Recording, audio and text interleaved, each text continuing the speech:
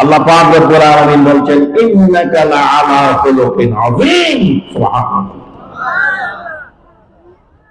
আমরা যখন পাসপোর্ট করতে যাই বা কোথাও যদি আমরা দরখাস্ত করতে যাই চাকরির জন্য, আমাদের একটা ক্যারেক্টার সার্টিফিকেট লাগে কিনা বলুন?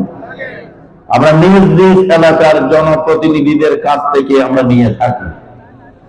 জনপ্রতিনিধি তার প্যাডের মধ্যে লিখে দেন, এই আবেদনকারী ব্যক্তি আমার এলাকার, আমি তার বাপ দাদা সদ্য গোষ্ঠী সকলকে চিনি, এই ছেলেটার চরিত্র খুব ভালো, রাষ্ট্র এবং সরকার বিরোধী কোনো কাজে কোনোদিন জড়িত ছিল না, আমি তার উজ্জ্বল ভবিষ্যৎ কামনা করি। এভাবে লিখা হয় কিনা বলুন?